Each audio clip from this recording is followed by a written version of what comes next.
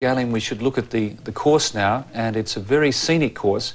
It goes around Beacon Hill Park and the downtown loop early on, over the inner reaches of the harbour, and this first loop is approximately 10 kilometres. Then they do it again, which is a great value for the local residents and spectators. So now a second loop of 10 kilometres, and after this one they have an out and back, which is going anti-clockwise, back along the coast, up towards Ross Bay. When they turn off there at Ross Bay, they go via the cemetery, and that's a nasty part of the course. There's a hill there, and we saw Boussier of Canada make a bit of a move on the Kenyan Kanana yesterday in the women's race, and then from that turnaround point they come back and finish at the legislature buildings. Rob, how do you rate this course? I think it's a strength runner's course, Gordon. Looking at the map there, on top of the map you can see, or you could see, the profile, and what it shows is that there's a lot of undulations, a lot of rolling hills out there. So what it means then is that the rhythm runners find it a little bit difficult, because there's a lot of corners out there, there's a lot of changes in pace, and it's very difficult for them just to settle into that metronomic type stride. And someone who's a strength runner is able to handle the changes in pace, the changes in direction a little bit more easily. And I think with a little bit of luck, that should play right up Steve's alley. Yes, well, things really warming up at the start now, and Galen Clues, I'm just running with Steve Moneghetti. They're one of the Kenyan runners, one of three. Now, Steve normally is in the situation where everyone is wanting him to win gold. There's a lot of pressure on him, but Australia's won so many gold medals here. Does that alleviate the situation? Well, I hope it does. Steve's often gone into a major championship situation where Australia hasn't been successful. We haven't got the medals that we would like to have, but here in the Commonwealth Games we've had so much success. We've now come down to the last day, which is a men's marathon, and Australia is in a situation where they're not desperate for this gold medal in the marathon, so hopefully it takes a bit of pressure off Steve and he can relax more into the event. So each competitor has their own personal ritual before the start, and Steve Moneghetti in sunglasses. We have a runner from Tanzania, but the final countdown now for the Commonwealth Games men's marathon for 1994. Pat Carroll, Sean Quilty and Steve Moneghetti just easing up to the front there on the left. Stand up, please. They have to make sure that they don't have their toes an inch over the line, don't they? They're only running 42 kilometres. So the two Australians, Moneghetti and also Quilty there, starting on the left. The marathon journey, 26 miles, 385 yards, just over 42 kilometres around the streets of Victoria. And you can see a bit of dampness on the road. We have had just a light drizzle this morning, so a bit of steam will probably come up as the sun comes out. And the temperature, again, around 10 to 12 degrees, and also quite a lot of humidity. Now there, the beautiful Empress Hotel, as the runners come down past that five-star complex. They're going past the inner harbour at the moment, and the Australians all just taking things fairly quietly. It's a settling period here, Rob. Very much so, Gordon. The first 5 kilometres is an opportunity for the runners just to settle down, to feel their legs out. It's an early morning start once again, 7 a.m. As Steve said, you know, they're not used to getting out and running sub 5-minute mile pace or a little bit over 3-minute kilometre pace at this hour in the morning. So the first 5 kilometres is really very important for them, just to settle down and get a little bit of a feel for how their body is coping first thing in the morning. They won't really know how fast they're going until they go through that first 5 kilometre point where they'll see the timing clock. But just judging from the first few hundred metres there, it looks as though it's relatively comfortable and slow. Maybe one of the difficulties for Steve and possibly Pat will be holding themselves back. In a lot of the distance races so far, we've seen the Africans tend to go to the front relatively early, run very aggressively and strongly, and maybe this is a sign of the inexperienced team that the Kenyans have brought over here, a lot of very young African runners. and they come out here to a big championship, a big opportunity for them, and certainly there's a lot of adrenaline pumping through the veins of the runners out there. And look at that big man at the front. He seems to be head and shoulders above the rest of the field. And there he is, number 158. Peter Marr from Canada. Peter's been running marathons for many years. He's a very prolific marathon runner. Some say he's overly ambitious in the number of marathons that he runs. I think he ran about 6 or 7 marathons last year, and he's probably the number 1 candidate in this event for Canada. I was having a talk to him at the track the other day, and he's very confident. He's tended in a lot of his previous marathons to be very aggressive. He goes to the front and tends to push the pace, but he was telling me that he's learning, so it will remain to be seen whether he's been able to change his spots or not. It's very difficult for marathon runners to change their natural tendency and their style.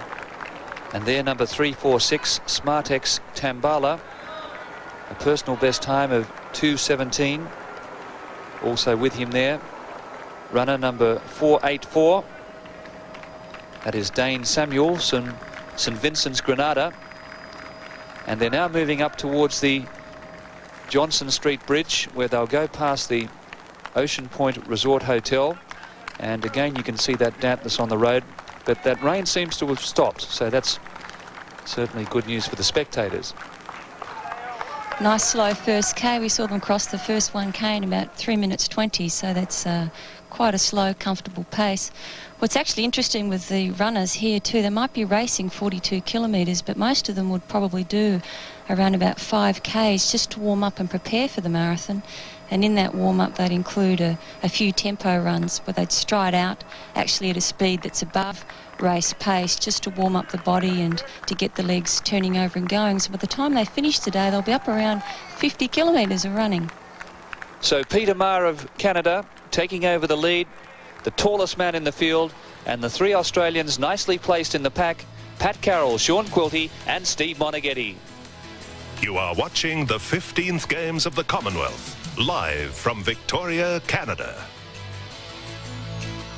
The start of the race, well, for myself, I don't often feel that great actually in the first 15 minutes of many races I go in. I feel a little bit nauseous in the stomach or whatever, and I usually put that aside and always know that after about a quarter of an hour I start feeling a lot better. So I always find often the first 10 or 15 minutes of most races for myself is the most uncomfortable with regards to how I feel. I usually get better as the race goes on. Australia's Pat Carroll, one of 3 entries from down under, and there he is moving up towards the lead.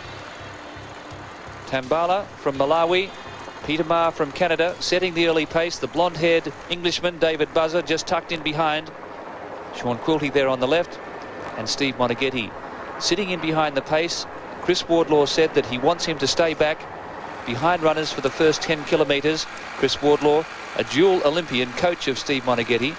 In Tokyo in 1991, Moneghetti was too confident and too aggressive, and he tended to push things too early and then finally tired before finishing 11th. So the pace, very important, and Robert seems to be suiting Steve Moneghetti at the moment. I think so, Gordon. I think it's an opportunity for Steve just to settle in back there. No one seems to be going completely silly at this stage.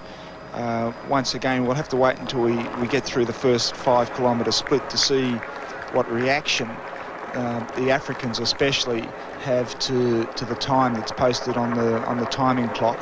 The first 10 minutes or so is really just a chance for the runners to settle in there, to find their pace, to make sure the conditions are okay. It seems to be drying out a little bit. We had a bit of rain. Indeed, it looks a bit humid out there, judging from the amount of perspiration on this runner's chest. But I think the conditions are pretty good, and I think that Steve's looking very good and very comfortable out there.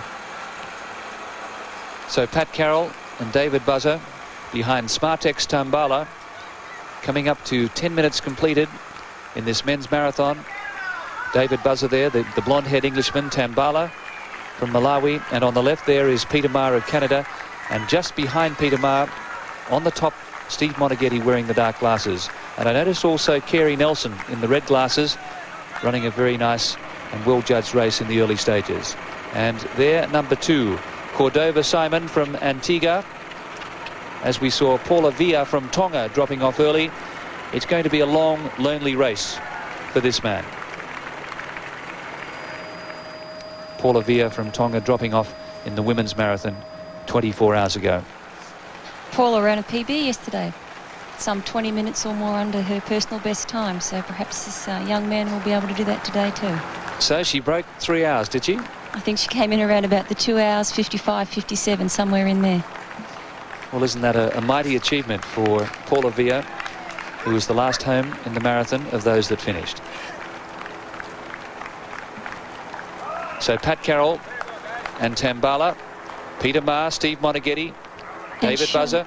And we can see Sean Quilty there, the other Australian with the yellow and gold on. He's actually running about 1 or 2 places behind Steve Moneghetti on the left-hand side of the screen.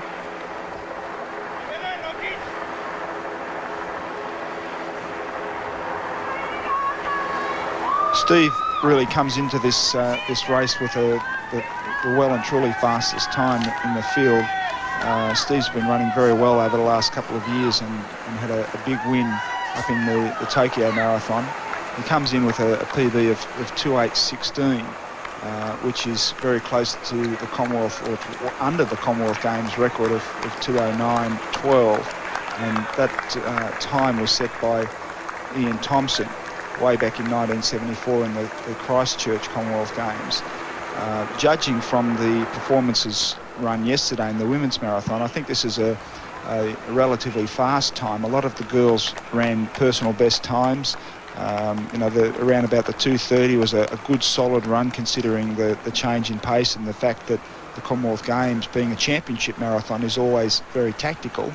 So, with a bit of luck, if Steve and Pat Carroll, who's also got one of the fastest times, Pat several years ago ran 2:10:44 and has recently been running around about 2:11, 2:12 marathons. If both Steve and Pat can run up to that sort of form, then we can be hopeful that they'll really be major factors as the race comes to the closing stages. And there's a blue tide of runners at the back. Rada Katla from Lesotho back there. But Pat Clohessy, your former great coach, Rob, he got 1, 2, 3 in the women's marathon. He's tipped Steve Moneghetti to beat Carey Nelson from Canada and Pat Carroll from Australia. And I notice all 3 are wearing sunglasses. Maybe that's an omen. Yes, I'm not sure about these sunglasses. Maybe I'm showing my age, but maybe they do help a little bit as the sun will start to crest the buildings. That was Nelson right at the back of the pack, the Canadian, wearing those red sunglasses. I asked Pat this morning why he chose Nelson over somewhere like Marr, and he said that Nelson, being a local, he thought once again would get a lot of Canadian support. And he also liked the fact that he's got a really strong history in cross-country running. And he is, by the way, the current Canadian 10,000 metre track champion. So we're now running through the inner city streets, going past Chinatown. So over 14 minutes completed in the race. And just a bit of interference there from some of the tall buildings, some very historic buildings around this inner city area. One, the old customs house, even dating back to 1876. But noticeably, there are more spectators out on the course this morning. This is the big one, the men's marathon at the Commonwealth Games in '94. And the 3 Australians just tucked off the pace at the moment. Tambala from Malawi out in the lead from Peter Marr of Canada.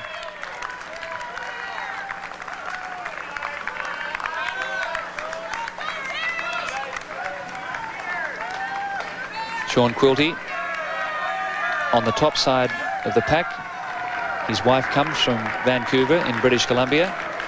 So there'll be a lot of local interest in Sean Quilty's performance. And Steve Moneghetti enjoying this pace. Pat Carroll also tucked in behind the leaders, Marr and Tambala. 15 minutes gone in this men's marathon at the Commonwealth Games. And it's Canada and Malawi with the 3 Australians very handy.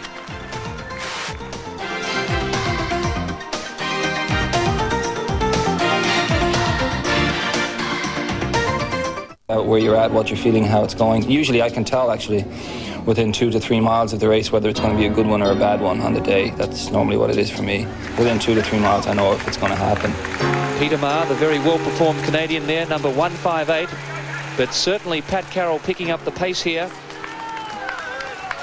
Pat's gone through the 5 kilometre mark, Galen. We went through the 5 kilometre mark in 16:30, which is very, very slow. 2:18 marathon pace. Too slow, obviously, for the comfort of Pat Carroll. So he's striding it out and picking it up a little bit more here. I think this is probably a good move for Pat, provided he doesn't get too aggressive. 2:18 is a very slow pace for these guys. They've got PBs of 2:10, 2:8 and thereabouts. They almost feel more comfortable running at a little bit quicker pace rather than just plodding along at such a slow first 5 kilometres. So provided they just relax, and what we might find is that if Pat goes to the front or someone goes to the front, picks it up a little bit, it changes the momentum of the whole lead pack. And then Pat can, once he's got the pack going, he can move back towards the rear of the pack and settle back in there again. So driving rain here now. Pat Carroll has put his sunglasses up on his forehead. They were fogging up. He needed some windscreen wipers. But Steve Moneghetti still wearing his, and so too Kerry Nelson from Canada. But Pat Carroll setting the pace now for Australia. That's Peter Marr, number 158. Tambala, 346. Also close handy.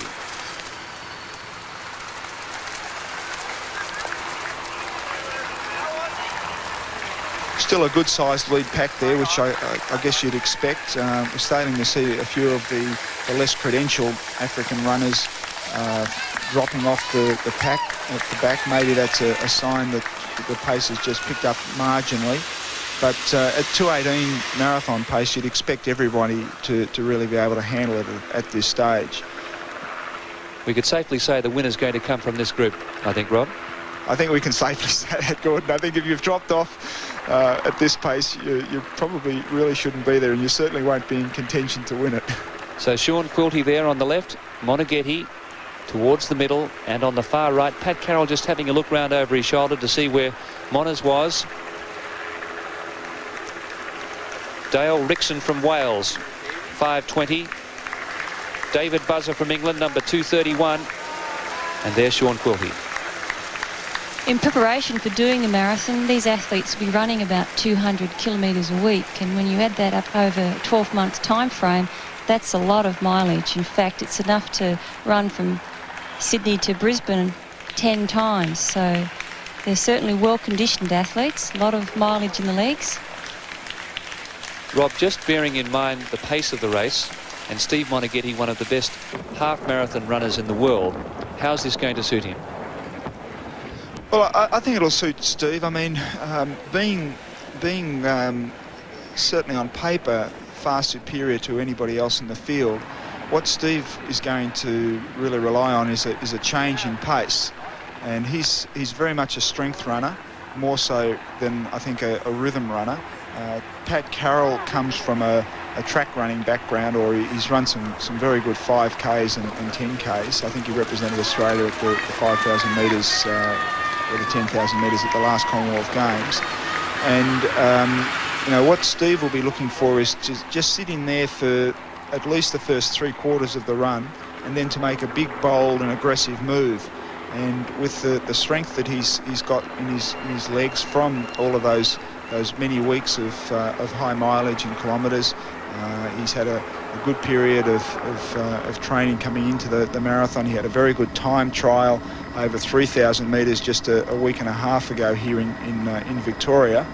He ran a time trial pretty much by himself in 8:04, which is a very good time. So it's a great sign when a marathon runner who's been doing a lot of long mileage and conditioning for a 42-kilometre run drops down to 3 kilometres on the track and runs close to a personal best time, certainly in a time trial situation. So I think Steve is in very good form. provided he's able to relax in there, doesn't get knocked around too much, picks up his drinks. I think the conditions are in his favour. Coming from Ballarat, he's certainly used to running in the rain. So, you know, I think that the race so far is playing into Steve's plan very well. So they've now turned right into Dallas Road. They're on this first downtown loop of 10 kilometres. Off to their left is the seaside and Port Angeles in Washington, United States of America. So if we pick them up on the map at the moment,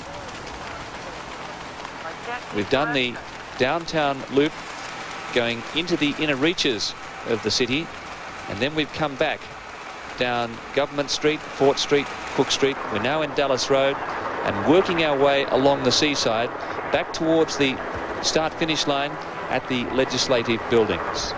It's a very good course for the spectators, being a loop course and then an out-and-back course. It gives the spectators an opportunity to see the runners several times. For example, this section here, they'll be running past 4 times. And it's a very good course for people who are following the race. It's a very attractive open area along here. Off to the runner's left is the seaside. They're almost running along a bit of a cliff top, and you can look out to the ocean, and there are several ships coming into port. And it's a very airy, very relaxing place to run along, very comfortable. Well, also you have Cleewick, who is the mascot of the Commonwealth Games here in Victoria, and Cleewick is a killer whale. The orcas, famous here.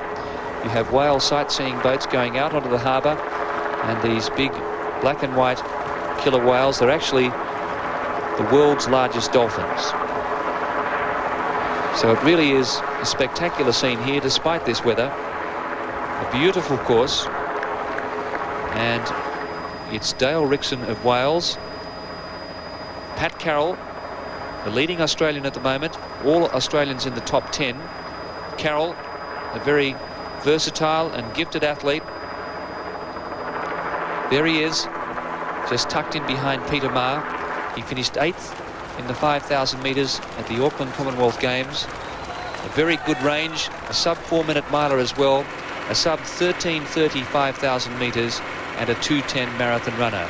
And their number 311, it's the Kenyan runner, Nyambaso, just losing a bit of contact with the main pack. And there was an expectation, Gayleen, that maybe the Kenyans, the trio, would probably play a few games and try and make things difficult for the fancied runners, but it seems they are reasonably inexperienced. Well, hopefully they're running a more conservative race. We've seen in the Commonwealth Games so far the Kenyans take off very fast in the women's 3,000 metres. They did the same thing again in the men's 10,000 metres and yesterday in the women's marathon. And as a consequence of doing that, the athletes haven't perhaps placed as highly as what they could have done if they'd run more even and better judged events. So perhaps we're seeing in the marathon now the Kenyans and the African runners holding back a little bit because they've seen what's happened to their fellow countrymen and women over the period of the last week by going out too fast and too hard. And it's interesting that the Kenyans have sent such a very young team here. The athletes are actually in dispute with their federation back in Kenya at the moment. The Kenyan world distance contingent is one of the major forces in the world distance running scene, and the federation required all of their champions who are competing in the very lucrative European circuit to come back to Kenya to run selection trials, and most of them or all of them weren't prepared to do that. They wanted to stay on in Europe to continue to race in the prize money races over there, and as a result they have not selected those individuals, and they've sent a very young, inexperienced team, and I think we're going to see the results of that in the medal tally. So coming up to 30 minutes completed in this men's marathon. The 3 Australians very well placed, Pat Carroll, Steve Moneghetti and Sean Quilty. And it's Dale Rixon of Wales setting the pace with Peter Marr from Canada. The Commonwealth Games 94 are coming to you from Victoria, Canada on Network 10. Moneghetti, the hot favourite, looking in very good shape. The best performed marathon runner in this field. And I guess we must keep an eye on Paul Rotich from Kenya, who's back in the pack at the moment, biding his time. And it seems as though the Kenyans may have learnt something about marathon running over the last few years. But we certainly can't write them off. There he is, Rotich, back in about 12th or 13th place. So the Kenyans have had some very good marathon runners, probably the most famous ones being Douglas Wakihura, who won this Commonwealth Games marathon, out-kicking Steve Moneghetti in Auckland, and Ibrahim Hussein, who won the Boston Marathon and has run very well. But apart from those two, they've been a little bit thin on the ground in terms of marathon running performance. Most of the African marathon runners tend to come from the Ethiopian or the Djiboutian areas of Africa as opposed to Kenya. And once again, we can see the difference in the build between the Kenyan runners and even some of these other marathon runners here. The Kenyan runners tend to be much more muscular through the thighs and through the upper body than some of even our other runners here. David Buzzer in the lead, Tambala of Malawi, and also Mark Hudspith from England there on the top, running in equal second place at the moment. And the three Australians together, Pat Carroll, Sean Quilty, and also Steve Moneghetti. And it looks as though the pace just picking up a little here as they go through that 10-kilometre mark. Pace has picked up slightly. They're still running mid to around 2:16 pace, I guess, for the marathon. So it's still fairly slow, actually. They've picked it up marginally, but not a lot, actually. Now, Mark Hudspith on the far side is an interesting runner. He is coached by Jim Alder, who won the 1966 Commonwealth Games marathon in Jamaica. Mark won the half marathon title in York in 63 plus earlier this year. So we're working our way now back towards the legislative buildings. And Steve Moneghetti's obviously doing what Chris has told him, because the first 5K split was around about the 16:27, and the second 5K split they've run in 16:14. So it's still very, very slow. It's only about 2:18 marathon pace. Steve probably actually finds it somewhat difficult holding back, running such a slow pace early on. David Buzzer of England, who finished 6th in the 1993 London Marathon. Pat Carroll at his shoulder. Moneghetti just tucked in behind, and Sean Quilty. Now, it looks as though this front group of about 10 has made a little bit of a move on the pack. I think that's a good sign, Gordon. I would expect that to probably happen because there really is two categories of runners in this lead pack. You've got the more experienced, more credentialed runners who've run sort of times of 2:15, 2:14 and faster. And then you've really got the slower runners that are working pretty hard to hang on to this relatively slow pace. And we can maybe see a very small break starting there, or certainly the grouping of the runners up there. And it's good to see the three Australians running up there together. These fellas have been training together over the last couple of weeks here in Victoria, Canada, and spending a lot of time training and socialising together, so they feel very comfortable running close by each other. Sorry, Colin, I was going to say it's there in that area we saw some of the beautiful flowers and gardens, which are a trademark here of Victoria. Something that Steve Moneghetti has done this time coming to these games is stayed in the village. I know that in his preparation for Barcelona, and I think possibly his World Championships in Tokyo, he stayed outside the village, which is not an unreasonable thing for a marathon runner to do. We can see Steve actually coming up on the inside there now. Steve Moneghetti coming up to the drink station. He spurted there to make sure that he didn't get caught in any of the traffic, and Moneghetti takes over the lead in this marathon. There's Sean Quilty, 26, and the pace certainly quickening up now.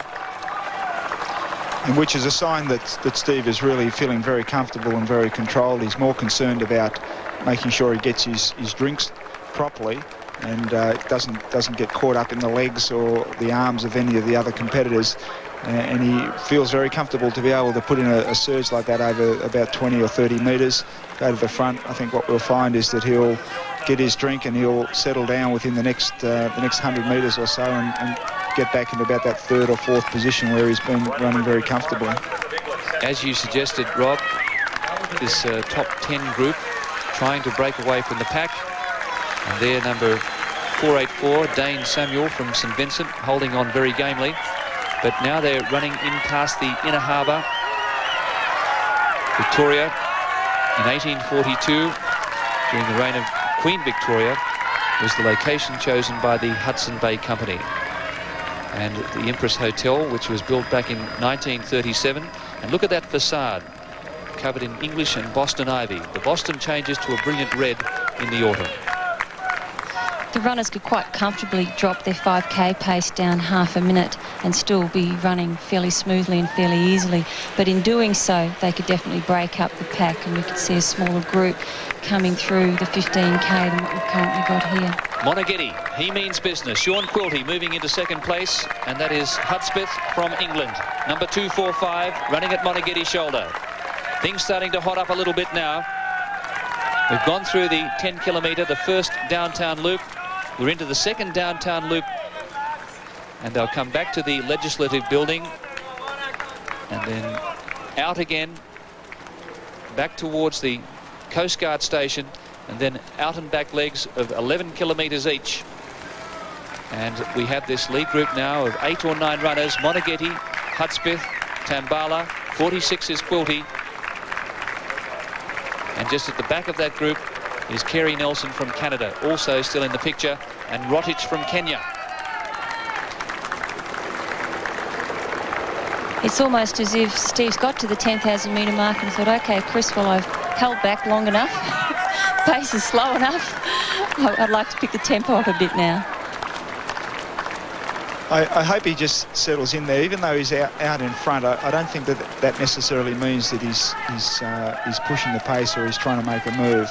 I think he just feels comfortable out there. I would like to see him hold back for about at least another 10 or 15k before he makes his move.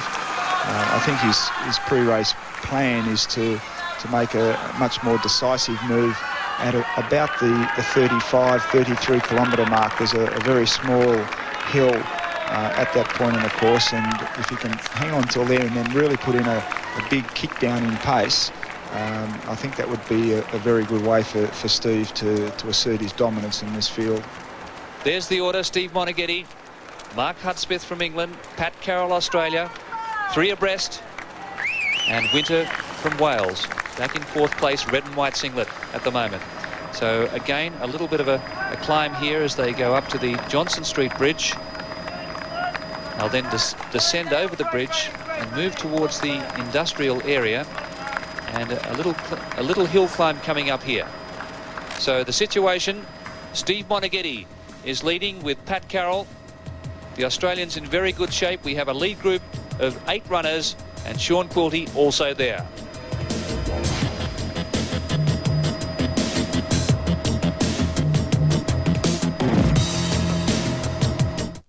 So there's the course alongside the seaside. We're on the second downtown loop at the moment, and we've just crossed the Johnson Street Bridge.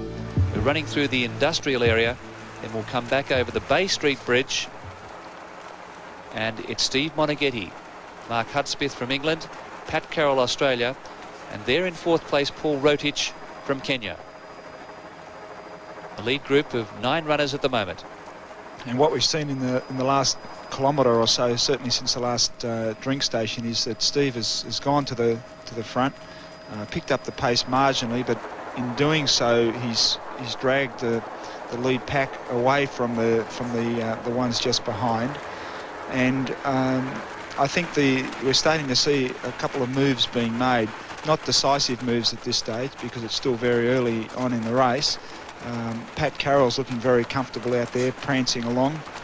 Pat's track style is very apparent in comparison to the very efficient, smooth style of Steve Moneghetti. You can see Pat prancing along, running very much on his toes and the front part of his foot, whereas Steve runs much more flat-footed.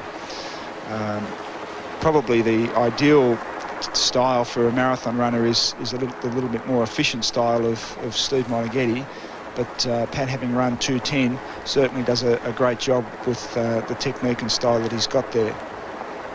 I've just spotted another Kenyan at the back of this pack of 11, and it is Nyambaso. So 2 Kenyans, one out there on the left, one on the right at the moment, and Steve Moneghetti with Pat Carroll. Lead group of 11 runners. Now Sean Quilty has lost contact with this main pack of 11, the leading pack. That's probably not a bad thing for Sean. Sean comes in as the third runner in this Australian team, and the best way for Sean to run, I think, is to settle down, to run his own race, and to look at trying to finish on strongly in the closing stages. A lot of the runners in this lead pack are going to still be running on emotion rather than sense, and they may well find that the closing stages are very difficult because they've overrun themselves early. And if Sean is able to finish on strongly, he should be able to pick up a few of these more ambitious runners. It's nice to see the green and gold sitting up there in 1 and 2 right now. 2 very strong and well-performed athletes. Also interesting combination of times in this lead group. We've got Steve Moneghetti with a personal best of 2:08, and we've got Pat Carroll around 2:10. But I noticed that Paul Rochard has only got registered at 2:20 for the marathon. Not only that, but it's 2:20.00, which makes me think that it's probably not a real time. It's, I think, just a qualifying time, which his coach thinks he can probably run about 2:20. And the statistics that we get on some of these Kenyans, there's Peter Maher, who's withdrawn, which is a big surprise. Peter went into the race as the favourite for Canada. He's run a lot of marathons in the last 12 months or so, and maybe they've caught up with him, but it's very unusual for Peter to have trouble early on in a marathon. Yes, that was his 29th marathon since 1986 for Peter Maher. The rain still pelting down. It did stop there for about 5 minutes, but that really is a sad ending for the veteran Canadian, a man who was a prolific marathon runner. And there we can see 12 runners in the lead group, and out in front, Australia 1-2, Steve Moneghetti and Pat Carroll, as the rain starts to drive down on these athletes. Rotich is there from Kenya in 3rd place, and the other Kenyan also in contention, Nyambaso, just loping along at the back of this lead pack. Once again, Pat Clohessie's predictions come true. When I asked him why Kerry Nelson, who was his favourite amongst the Canadians, he simply said that Peter Maher has run too many marathons too recently. You can see the rain falling very heavily again out there. The conditions are really going to take their toll on the runners. Often running in these sorts of wet conditions, it tends to tighten up your legs a little bit of extra slip when you put your foot down on the ground, and possibly a little bit of very micro slipping as you spring off your foot. And also the water which gets kicked up behind your legs can often tend to tighten up the muscles, and it all takes its toll because we're still at an early stage in the marathon. We've still got a long way to go, and it's going to be the runner who's able to finish on strongly over the last 10 kilometres in this marathon who's going to take this out. My preference would be to see Steve and Pat try to extract themselves from the lead without having the pace slow down. It's not easy to do that. It's a matter of trying to get someone else motivated and someone else who's prepared to assert a little bit of dominance. But I think that leading at this early stage is not necessarily the ideal way to run a championship race. Steve Moneghetti has experienced the full gambit of conditions. Those stifling heat wave in Barcelona, where he hit the wall, and then earlier this year in the Tokyo Marathon they had the heaviest snow dump in 25 years. The race was in doubt. 2,000 Japanese workers cleared the course overnight, It went on, started in -4 degrees, 34% humidity, little or no wind. Moneghetti hit the front at 38 kilometres. He's certainly gone to the lead a lot earlier here. And he beat Vincent Russo, who's ranked #1 in the world at the moment, by 13 seconds in that Tokyo Marathon.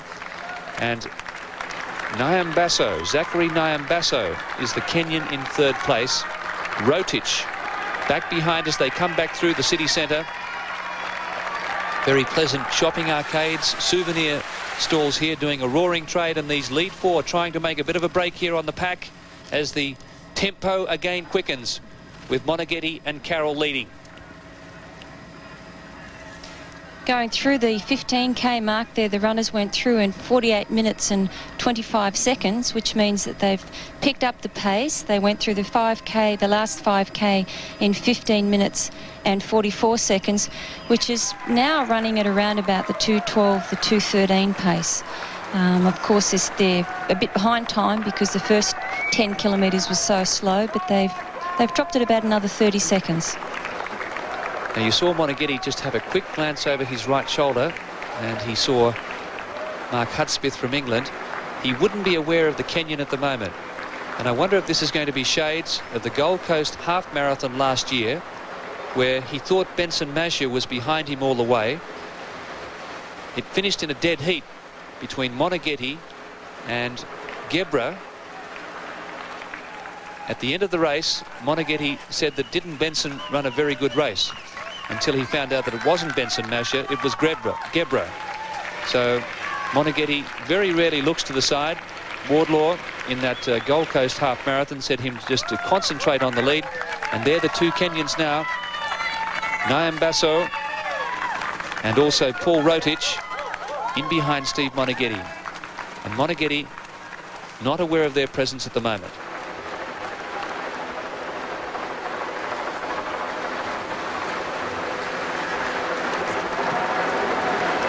So it's Hudspith from England, Steve Moneghetti Australia, and Pat Carroll also up in that leading division.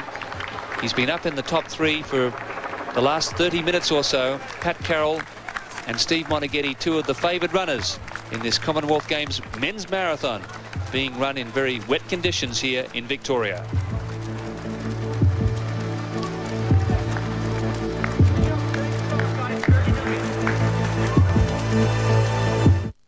Okay.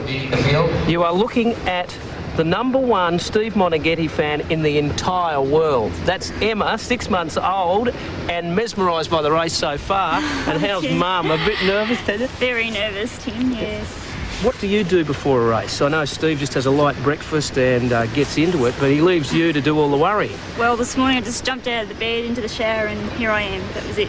I know that he said to me at about 5 a.m. it's fantastic to have you and Emma here along with his parents. It gives him a great foundation. Yeah, he's pretty happy to have us here. He hasn't really ran all that well since Emma's been born, so we're hoping that it'll change things. But yeah, hopefully we're giving him a bit of support being here. Is it hard being married to a masochist, a marathon runner? No, not really. I mean, we've been together a long time, so I'm used to his lifestyle, and I think if it changed, I just wouldn't know what to do. We get to travel a lot together, so I'm a part of it, which is nice. It must be a tough 2.5 hours for you, being so helpless, looking at the big screen and hoping for your best. Well, actually, with the screen here, it's a lot better. Usually, the Olympics and places like that, it's hard to see. Like London and Marathon and Boston, you can't see what's going on, and you can only hear by the radio, so it's nice to actually see what's going on, see how he's going. How do you feel about it personally? I mean, you must have some idea. He's in good shape, I know that. Yeah, he's running really well. He's got no injuries. He's been training really well. I mean, what happens if he wins? It'd be fantastic, because as I said, anyone can win. It's a long race, anything can happen, so I just hope for the best. All right, thanks very much for your time. We appreciate it. We understand you got the butterflies. Yes. And Emma, that was a terrific interview. Thank you. Tim Bailey doing a terrific job in the rain on the course, and getting a little clucky too, I think. But Emma Grace, not knowing much about what's going on around her, but she'll know about it one day, that's for sure. Tanya Moneghetti, wife of Steve, and Steve Moneghetti certainly looking as though he is the man they have to beat here. A very gentle, dawdling pace in the early stages. Moneghetti is the best runner in this field, and the bookmakers would be trembling at the moment, Rob. And it's good to see Sean Quilty back up into that lead pack. I wonder if the pace has just slowed down a fraction, because that lead group seems to have regrouped a bit. But it's good to see Sean. He's obviously, you know, he was running a sensible race, and he's just judging his own pace, I think, and he's looking in good shape there. Now, what about in 1982 in that classic Commonwealth Games marathon, your battle with Kanga and Shahanga? You didn't panic there, you remained composed, and you wrote your split times on the back of your hand, is that right? Yeah, that's right. I really, you know, just as I said about Sean running his own race, in all of my marathons I very much went out, especially for the first 3/4 of the marathon, up until about 30 or 35 kilometres. You just really need to get to 30k feeling as good as you possibly can. 30k, 18 miles, it's still a long way to run, but for the marathon it doesn't really start until halfway, and in terms of the tactics, it's the last 10 kilometres and especially the last 5 kilometres in these championship races that make all of the difference. I used to just jot down 2:8, 2:10 and 2:12 pace split times on my hand when I was running, just so that I really knew, because in these races, as we've seen today, the pace is very unpredictable. No one would have thought that they would have gone through that first 5k in 16.5 minutes. It's very, very slow for a race of this calibre. But it's important to know exactly, you know, how fast you are running, because then you can just correspond it or correlate it with how you're feeling at that point. It's all very much about finding the zone that the athletes need to compete in. And when we talk about the zone, we're talking about a physical, a mental and a strategic zone. We see Steve Moneghetti and Carroll, the 2 Australians in the front of the pack here. They will know that there's a threshold heart rate that they know that they can run at and maintain for the 42-kilometre distance to optimise their performance today. If they run a little bit faster than that, they can go into debt and fall short. If they run slower than that, well, they might still come through and get the places they want, but perhaps the time will be a little bit slower. So that's the physical zone. The strategic zone would be for Steve to know what his strengths are, what type of course he's competing over, and taking into consideration factors like the weather. And on that basis, he'll work out a plan or a strategy that he thinks will help him achieve the first place result that he wants here today. And the third zone that we talk about when we talk about being in your optimal racing zone is the mental or psychological zone. And that's really got to do with where the athlete puts their focus at any time in the marathon. The athletes are constantly monitoring how they're feeling, making minor adjustments to their pace, so they're staying around about that threshold heart rate. But they're also listening to the breathing of the other athletes around them. Occasionally in marathons we can see athletes pick up the paces and put in surges, and they might be just testing the other competitors that they're running with to try and find out how well they're coping with or absorbing the pace at that particular point in time. So finding that optimal racing zone is really a requirement for all the athletes that are competing here today to get their best performances out. So Sean Quilty, as Rob said earlier, when he dropped off a bit, when the pace was picked up, he was obviously processing at that point, saying, this is a bit quick, I could put myself a little bit into debt here, I'll just maintain my rhythm. And he's done that, but we can see that he's now gradually pulled in and he's up with the lead pack again. And so too has Nicolas Kioko from Kenya. So 3 Kenyans there, fascinating stuff, Galen. And Sean Quilty joining his teammates, Pat Carroll and also Steve Moneghetti. So it looks as though we're up to 14 or 15 runners in the main pack. Those 3 who dropped out the back have regained. And it's Steve Moneghetti who got a spurt on after that 10-kilometre drink station and broke up the pack. He was feeling confident, aiming to shrink that pack, because he knows that he is the best runner there on performance, and now he's settling back into a relaxed rhythm. Yeah, I think Steve's running a very good race here. He's right up the front, which is good for, as Galen was saying, that psychological zone, because what he's doing is he's asserting a little bit of his dominance over everybody else there.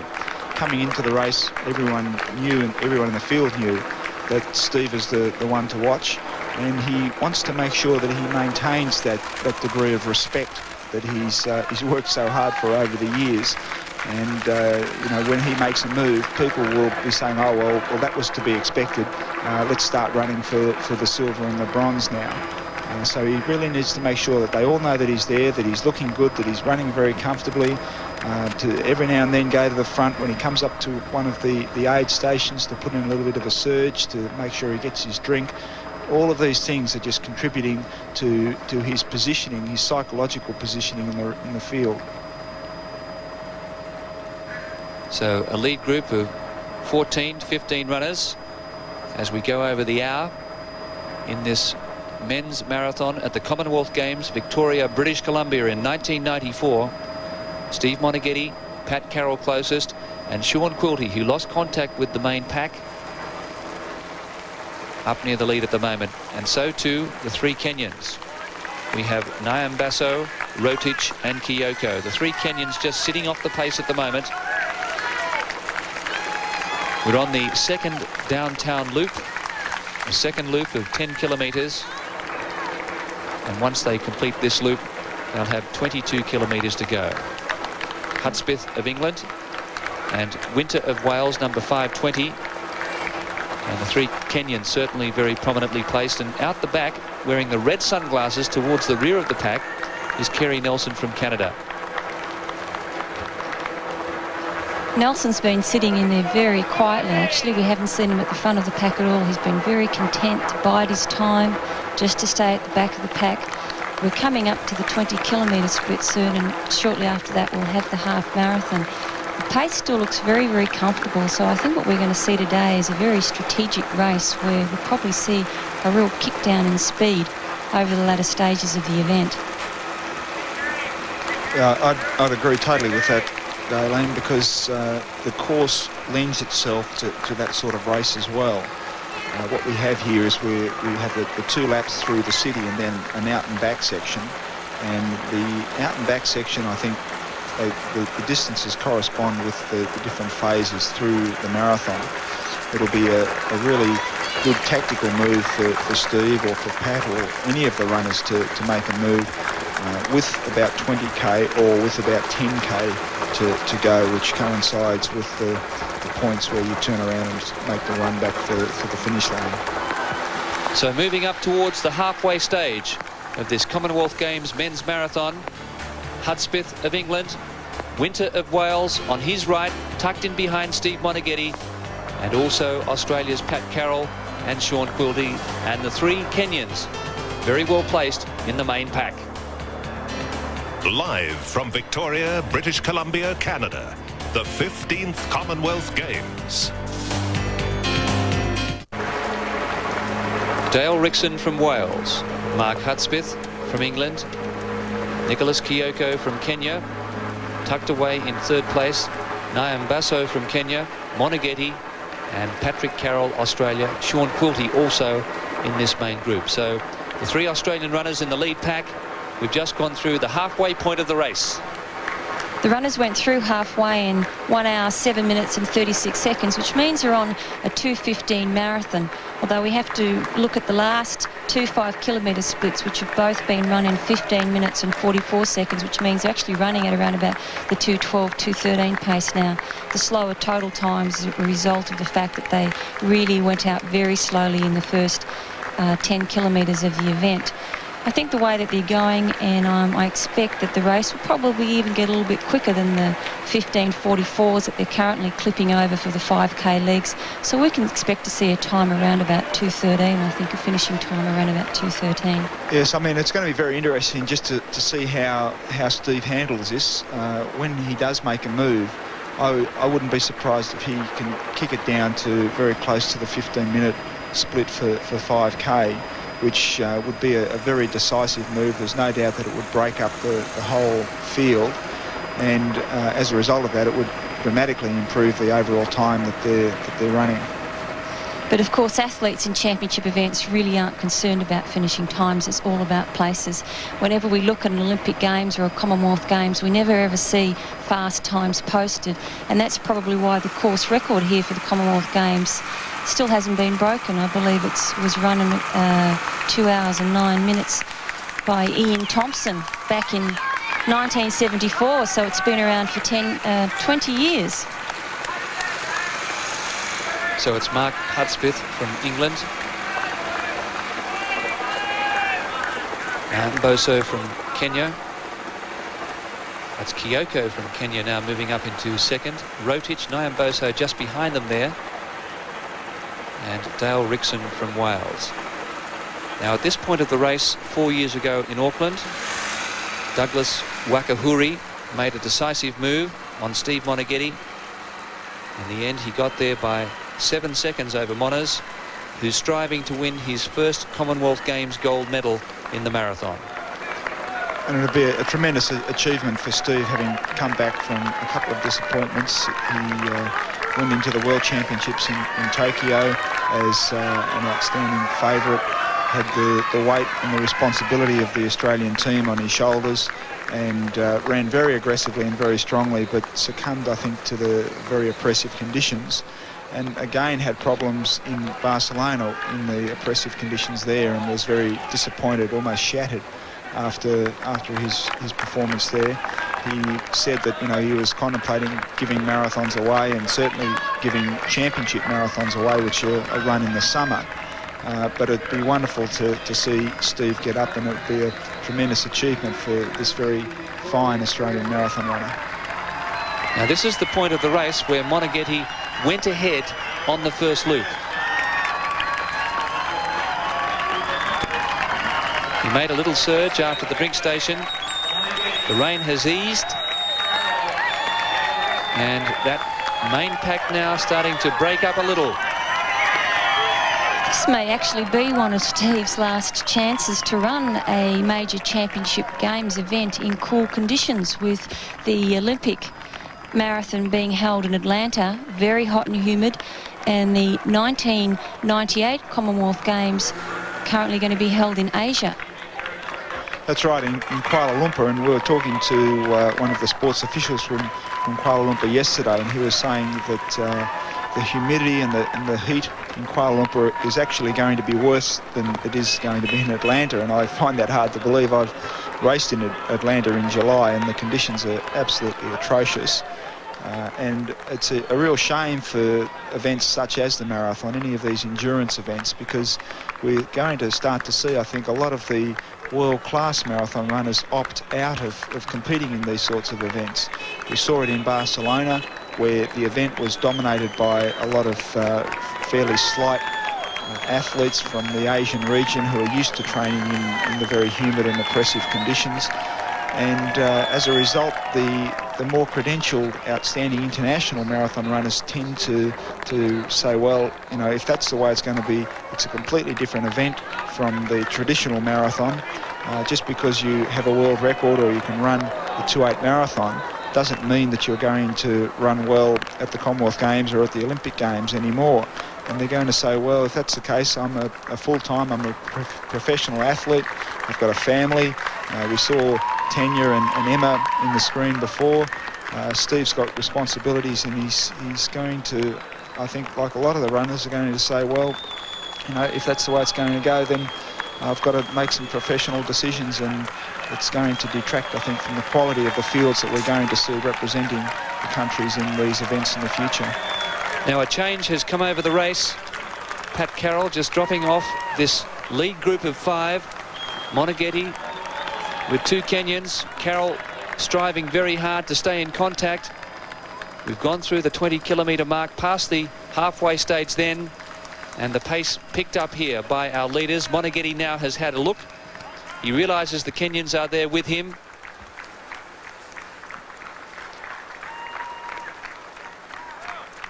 David Buzzer from England has dropped out of the picture. And there the runner from Zimbabwe.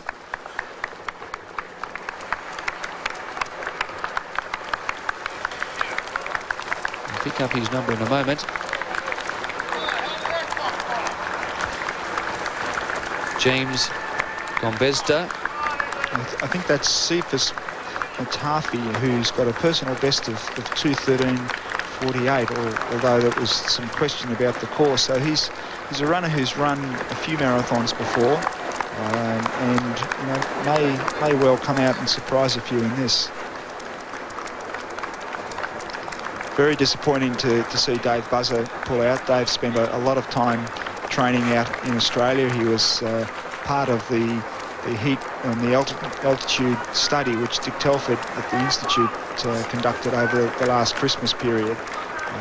He's trained down in Melbourne with Steve and with the Melbourne distance group, and he'll no doubt be very disappointed to have had to pull out.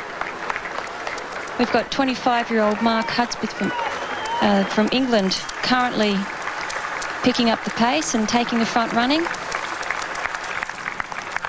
Steve Moneghetti tucked in nicely behind him, with the three Africans back in 3rd, 4th and 5th place.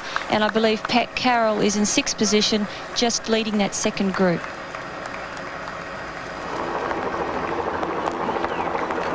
So it's Hudspith ahead of Steve Moneghetti. Matafi of Zimbabwe in the lead group with the two Kenyans. Now Mark's only a fairly young runner, but he's been around the running scene for a while. He's got a personal best in the 10K of just over 29 minutes. He's run international and national cross-country, and once again we're seeing that the cross-country is a tremendous breeding ground for these marathon runners to come through. He's got a personal best in the marathon of 2:12.52, and you know, he's making himself a factor to be reckoned with out there today. So Hudspith of England picking up the pace here in this men's marathon. The two Kenyans, Nyambaso, number 311, and Kioko sitting back in 3rd and 4th.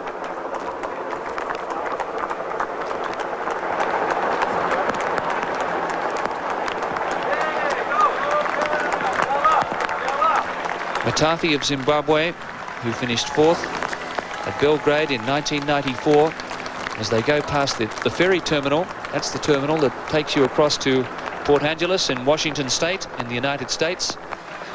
And these four runners now making a gap on the remainder. Hudspith from England. Also the two Kenyans there, Nyambaso and also Ryoki, and Matafi from Zimbabwe there too. 5 in the lead as we come up towards 1 hour and 20 minutes.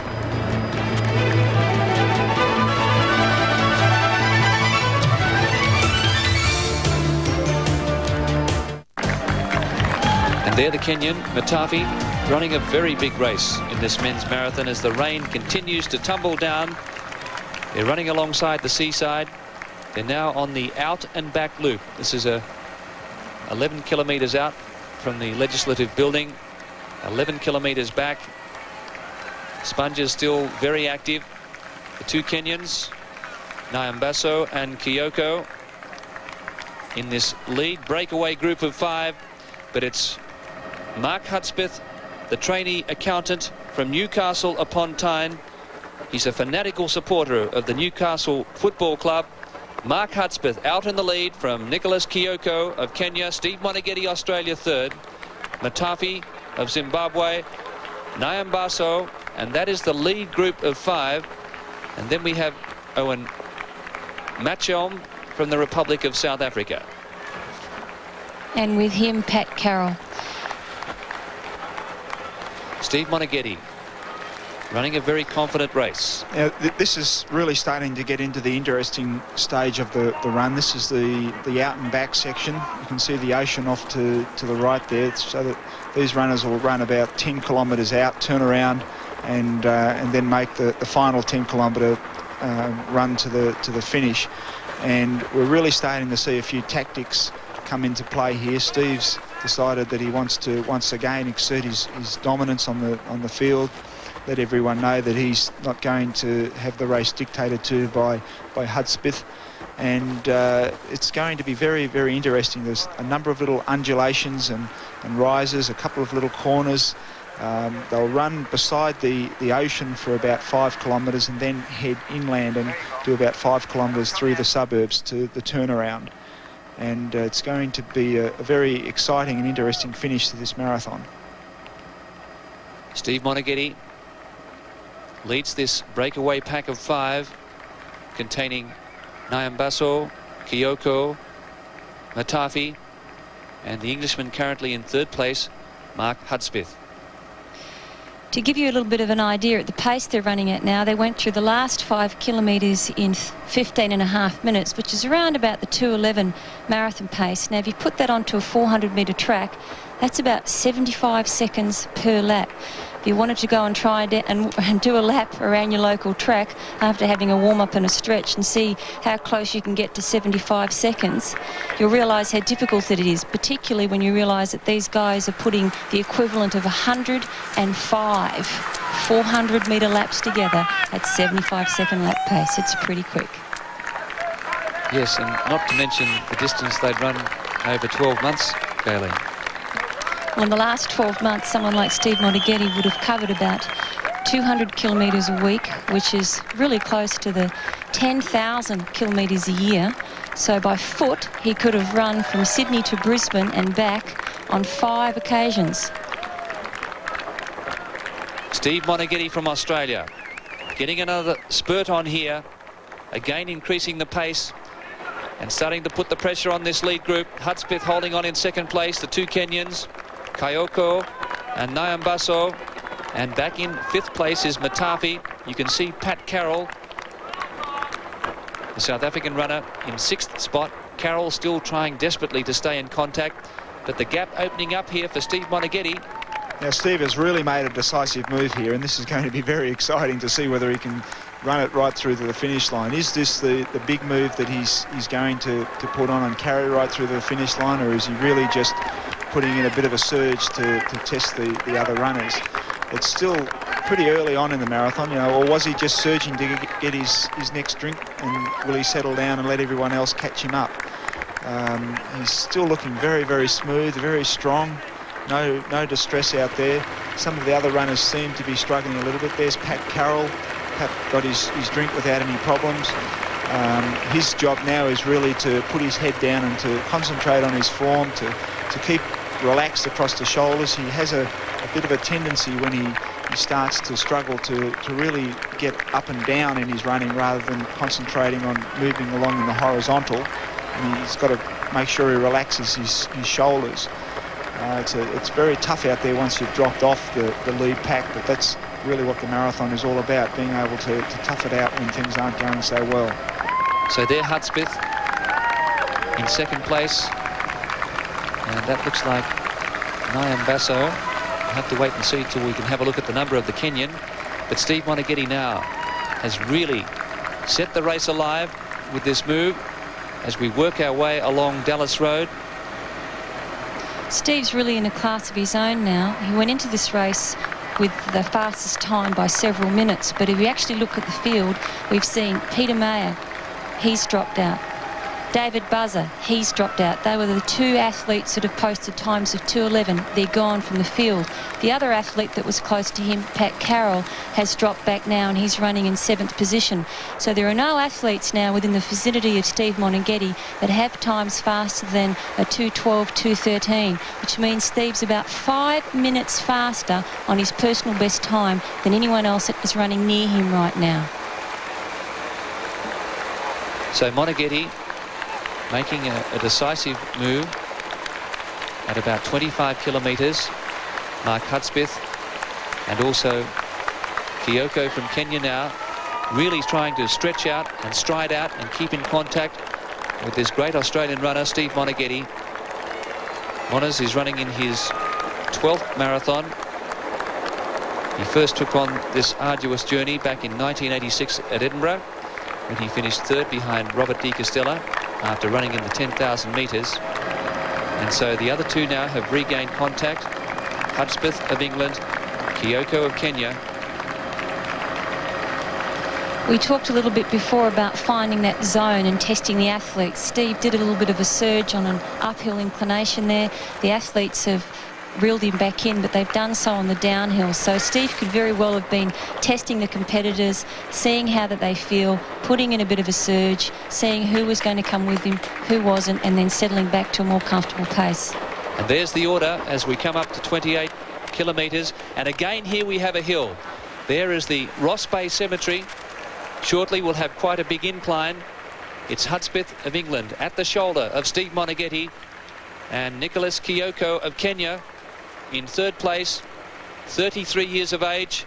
And the other Kenyan, Nyambaso, along with Mwathiwa of Zimbabwe now, have dropped off this leading group, and it looks as though the Kenyan is keen to attack this hill.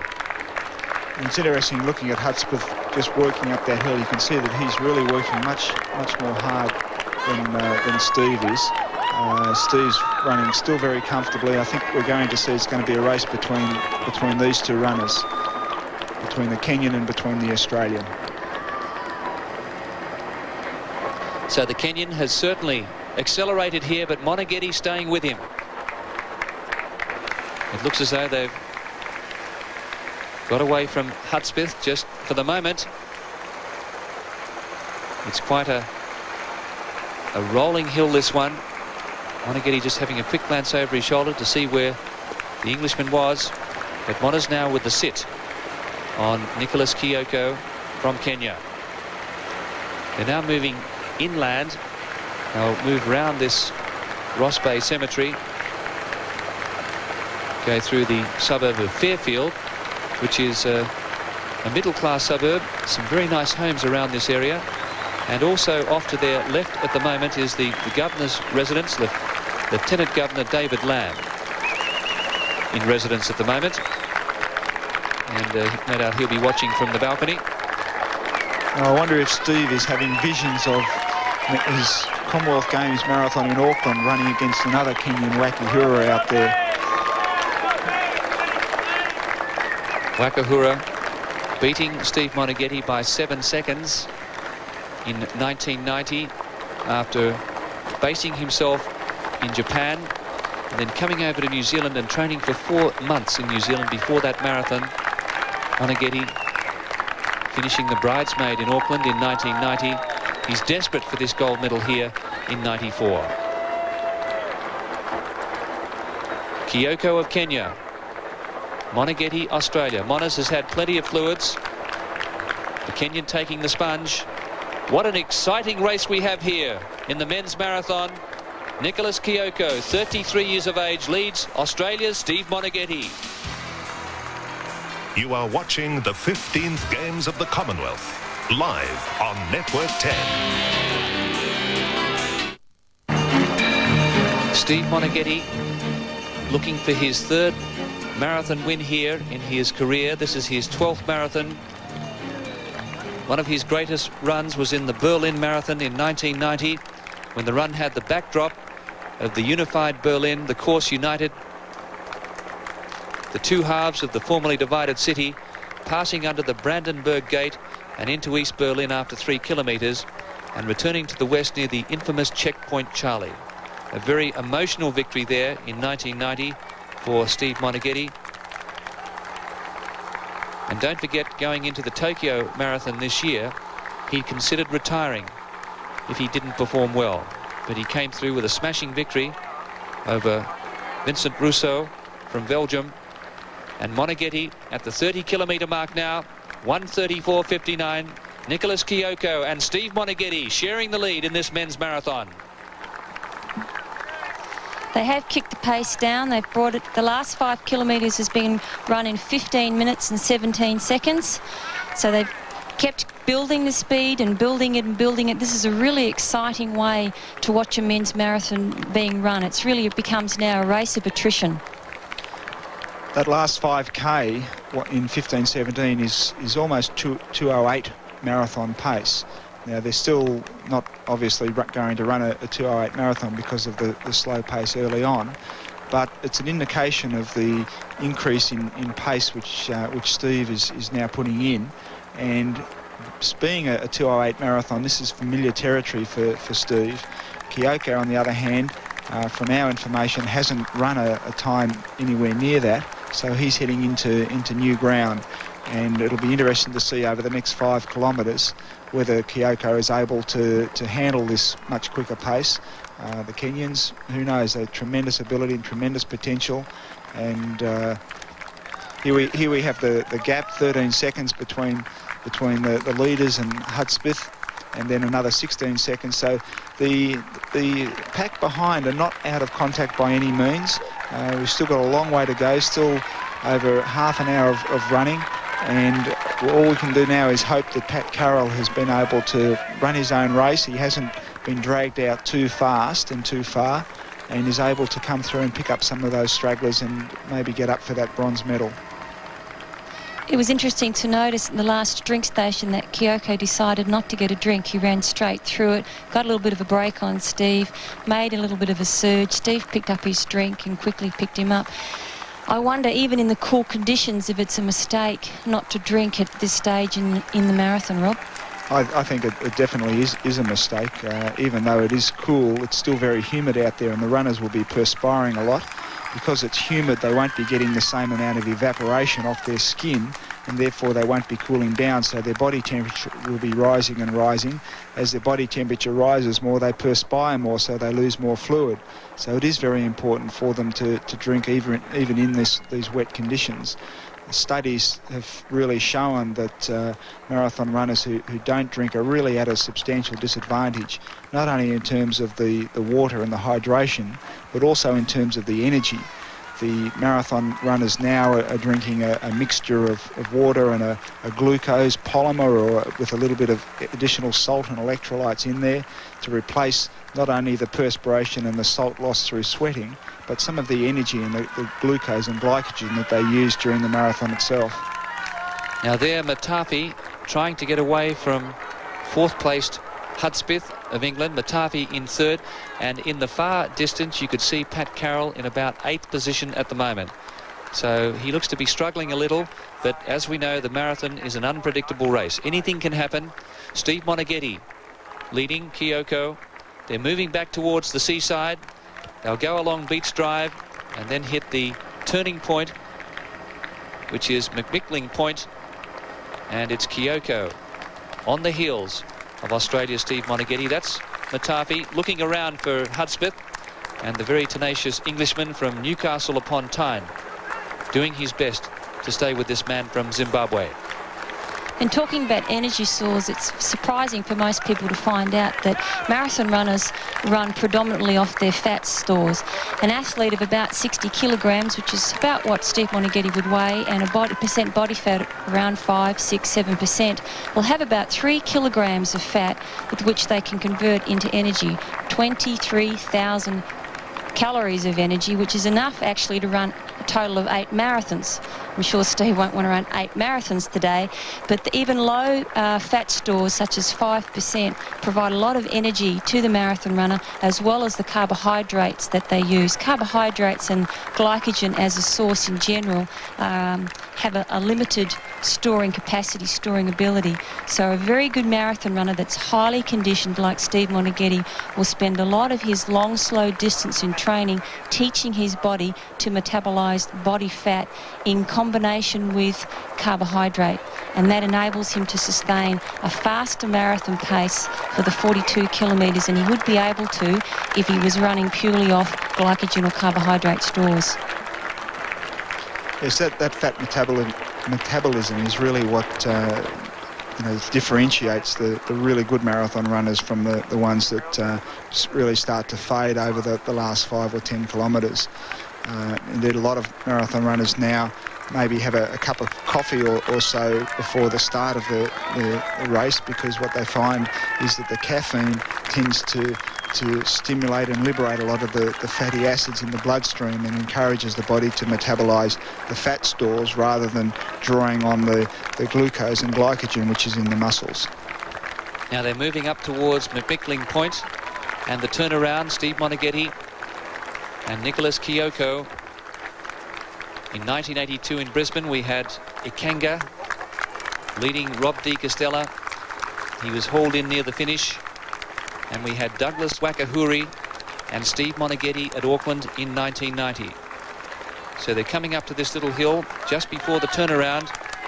And once they get to that turnaround, what a big mental relief, Rob, for these two leaders. It is a tremendous relief to know that really you're just heading in one direction now. You're heading straight back to the finish. They've done a couple of different loops and out and backs and run around streets and corners and everything. And psychologically, now to know that you're on the run home, and it's about a 10 or 11k run to the finish line, so it corresponds with about the 20-mile mark in the marathon. And marathon runners often talk about hitting the wall, which often comes at around about the 20-mile mark. So this run home, I think, is going to be the decisive area in this race. About halfway back, there's a little bit of an incline, and Steve really has been preparing himself to put in a big surge if necessary at about the 5k to go mark. And it'll be interesting to see whether Kioko's able to stay with Steve until that stage, and then when Steve makes his move, whether Kioko's able to respond or not. He's looking pretty comfortable there at the moment, just dogging Steve's heels. There's the turnaround then, and it's Australia and Kenya. Steve Moneghetti leading Nicolas Kioko. This is the 15th ever Commonwealth Games marathon. Robert De Castella with us in expert commentary. Victorious in that classic race over the Tanzanian Akanga in 82 by 12 seconds.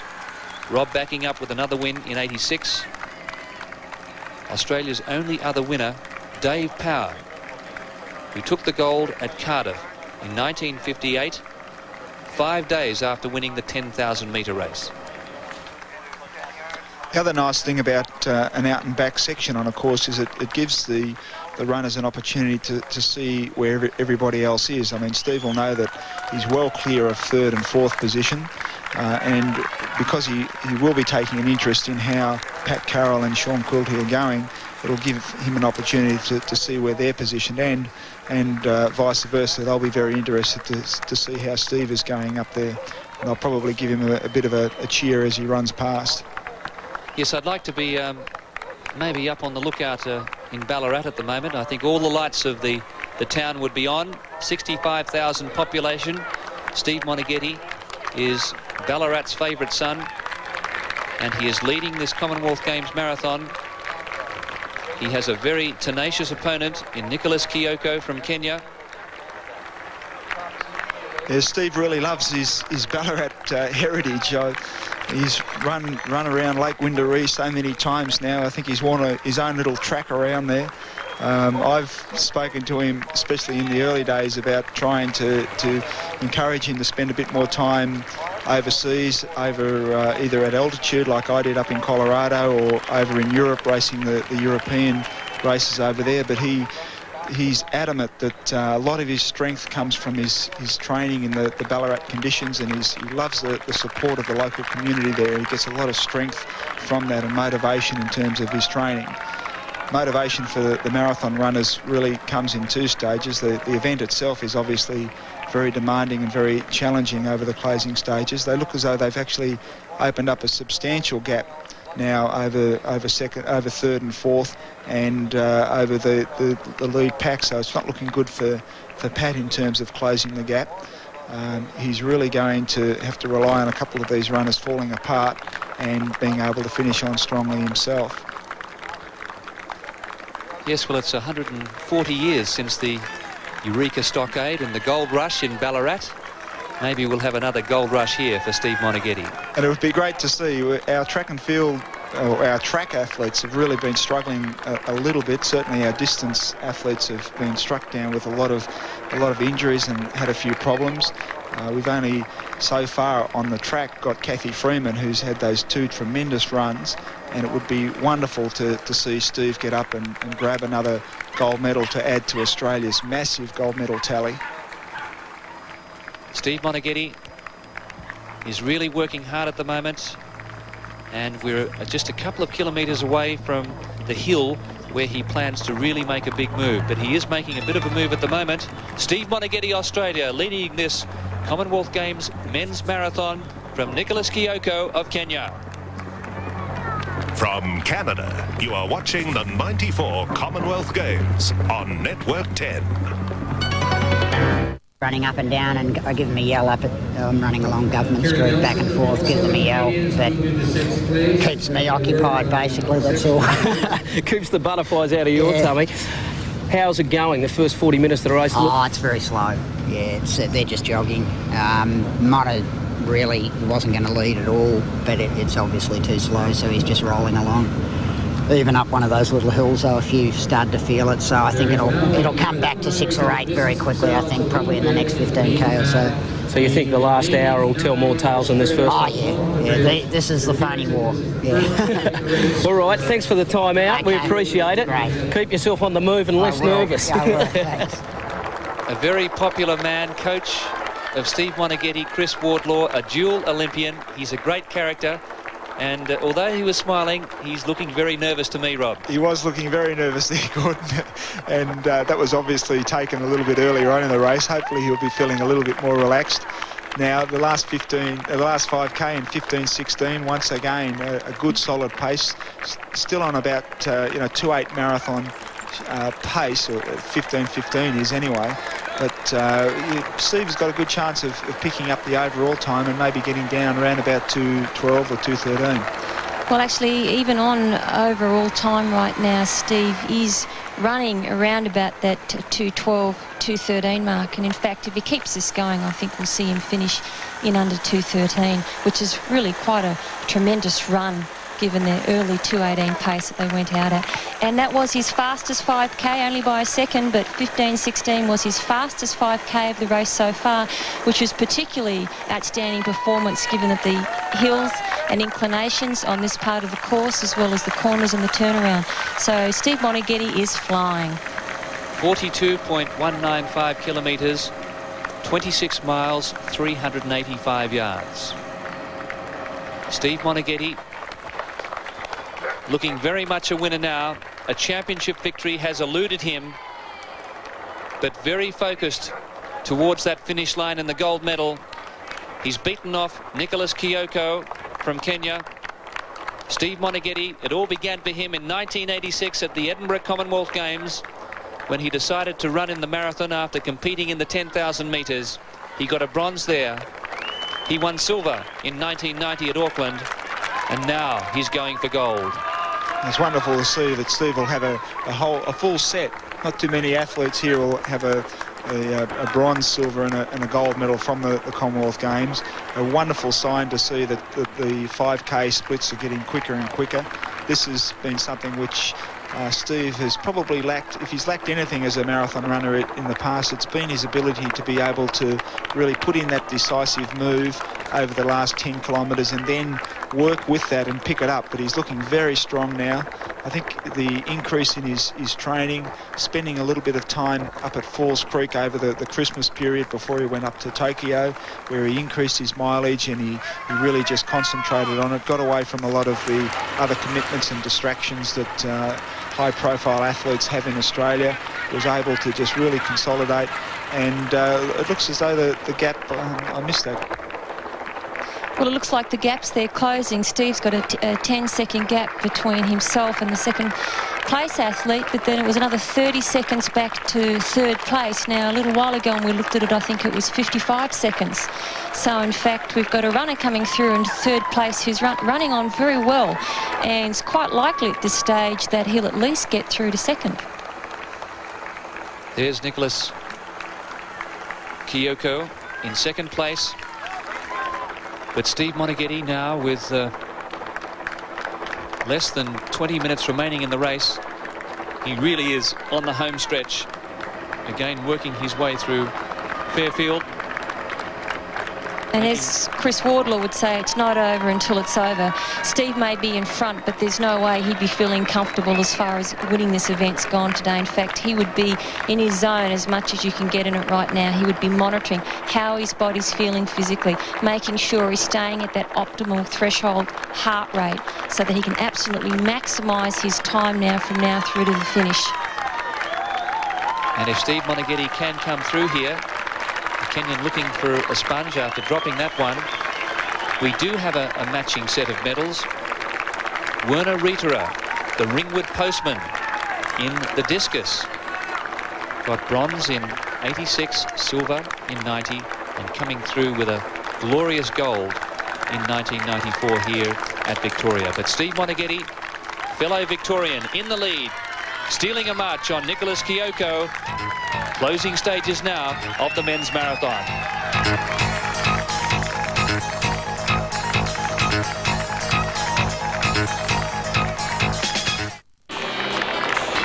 Yes, and Steve Moneghetti early on was quoted at 6-1 with bookmakers, very generous odds, and he certainly made a mockery of that. With less than 5 kilometres to go, he said that at this point of the race, if he was in the lead, it would be time for reflection, to savour the moment, particularly some of those agonising times. Barcelona in 1992, where he hit the wall. But the Commonwealth Games has always been a very special event for him. He's never won the gold medal, but he's worked his way from bronze to silver, and now that elusive gold is within his grasp. Nicolas Kioko of Kenya, a very gallant second place getter at the moment, and trailing, we feel, by about 20-25 seconds, and the Englishman, Mark Hudspith from Newcastle upon Tyne, in third place.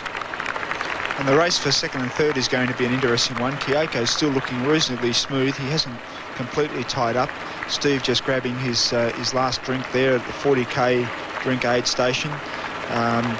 Hudspith still working very hard, but he seems to have taken on that style anyway over about the last 15 kilometres, and seems to be closing marginally on Kioko.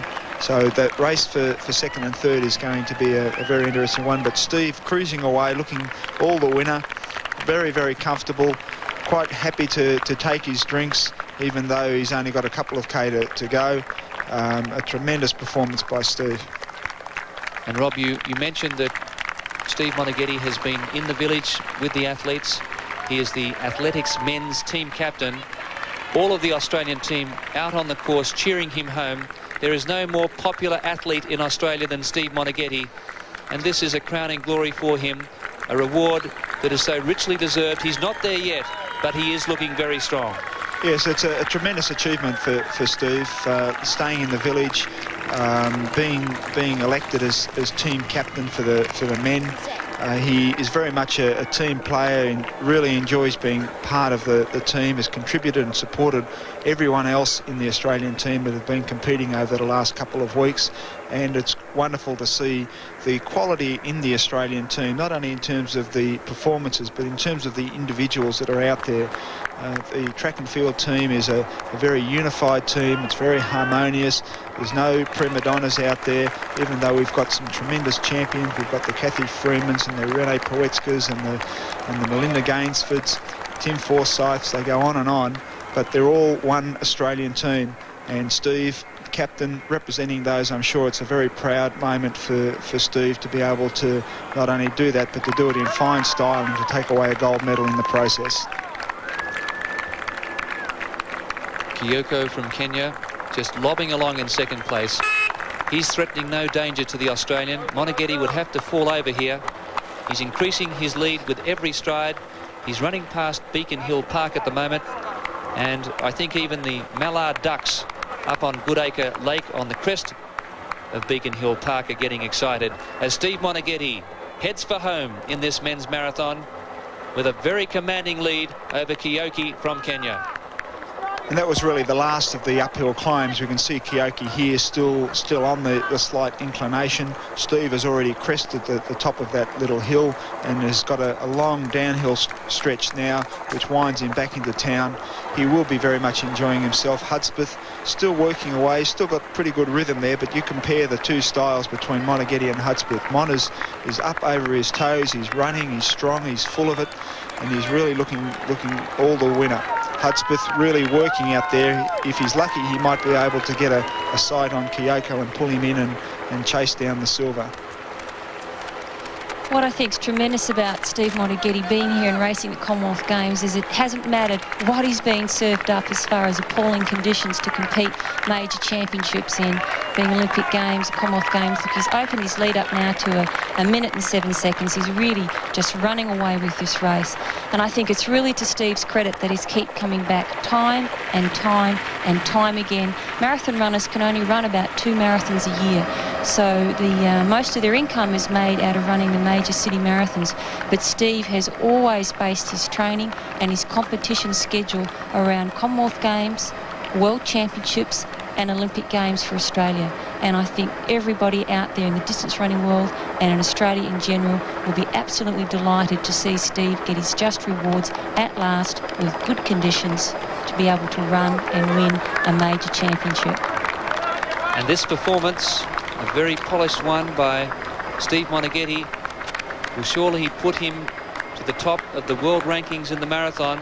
He did beat the #1 ranked Vincent Rousseau from Belgium in the Tokyo Marathon. Another grand victory here, certain for Steve Moneghetti at Victoria in 1994.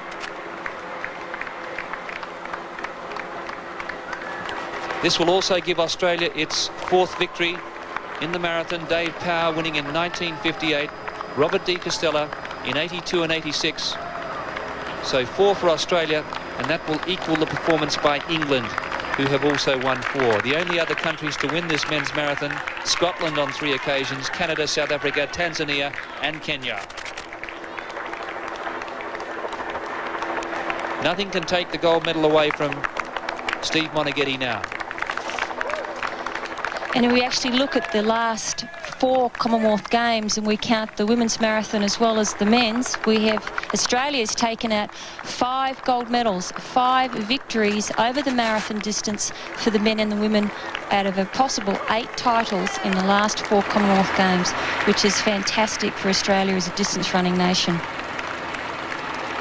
Mark Hudspith from England in 3rd place at the moment in survival mode, but there even looks to be a spring in the step here for Steve Moneghetti, Rob. This is one of the great shots of running marathons, to be out there by yourself with the timing vehicle as your only company and the spectators supporting you and encouraging you along the way.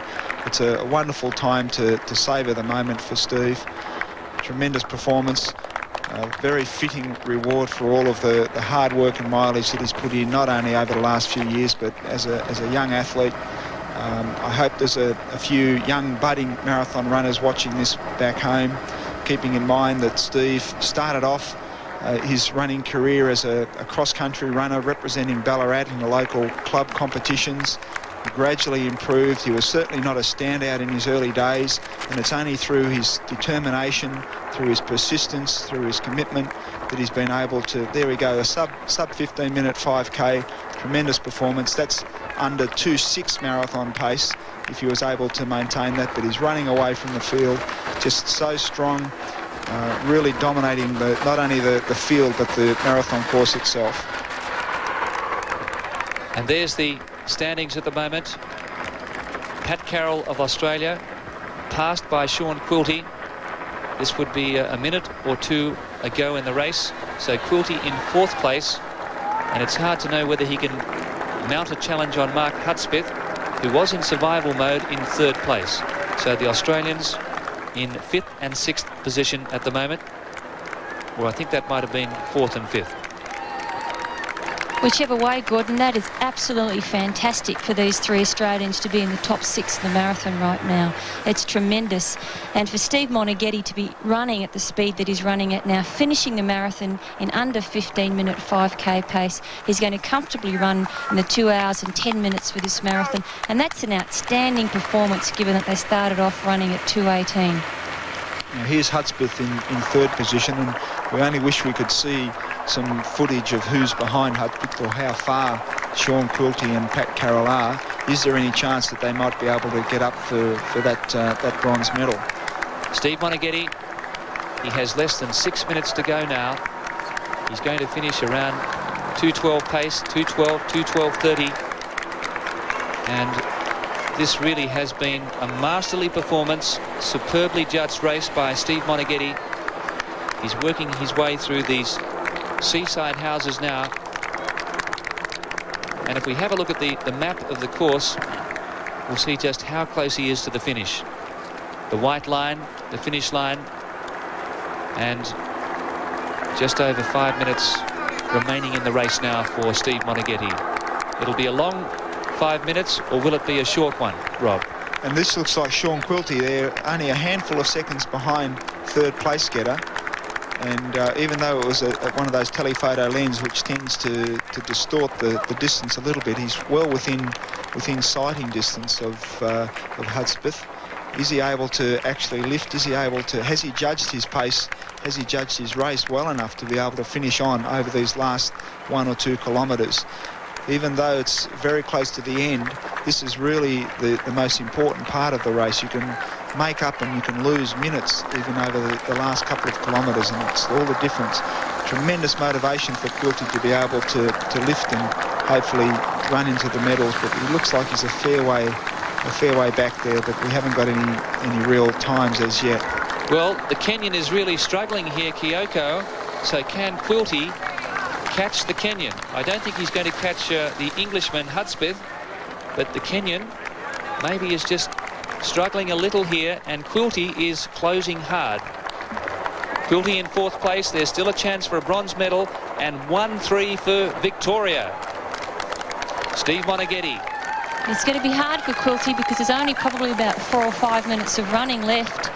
But the Kenyan is certainly tiring up. He looks like he's almost back to jogging pace. So, you know, I guess it's possible to make up 30 or 40 seconds in a mile. Hudspith has made up a lot of ground just over the last few minutes, and I think Sean is in for a real chance of grabbing at least the bronze medal.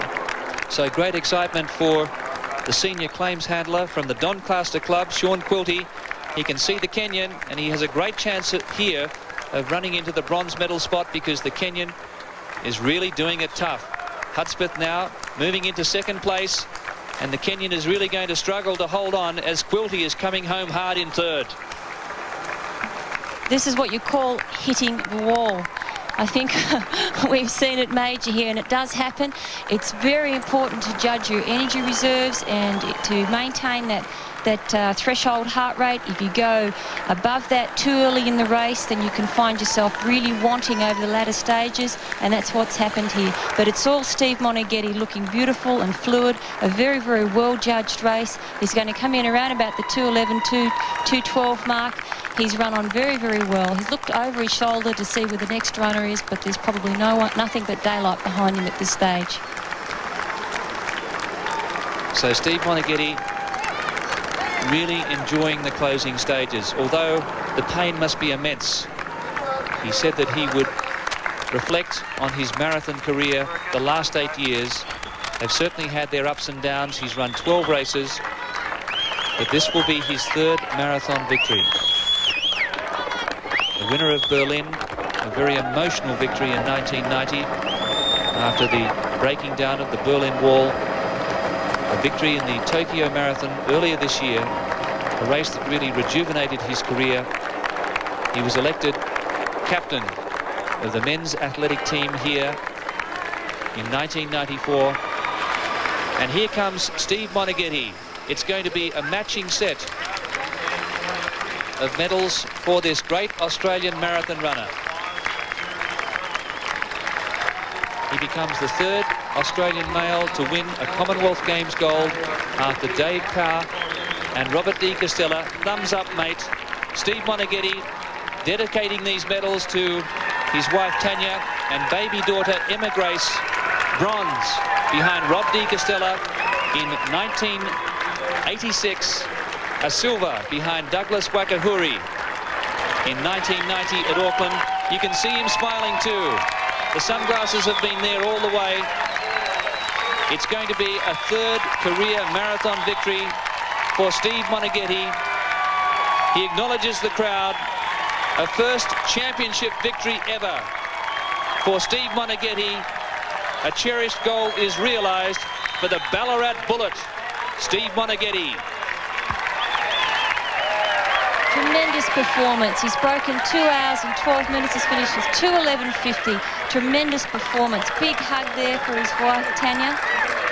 Well done. A good team. Takes a team to produce the kind of results that Steve Moneghetti's been producing over the last 10 years of his marathon career. And it's one of the great moments in any athlete's career to be able to share that with your wife. A little tear in Tanya's eye as she wiped it away. Being inundated by the media, all who are so proud and enjoying this moment with Steve. But to have actually done that, here's Hudspith running into second place. Still looking fairly strong, still got a little way to go, so Steve's really run away from the rest of the field over the closing stages. And great interest in the battle for the minor medal, the bronze medal. Sean Quilty, can he overtake the Kenyan Kioko, who hit the wall? And this looks as though Quilty has run into third place. Quilty coming home very hard. We don't know how far behind he is, the Englishman Hudspith.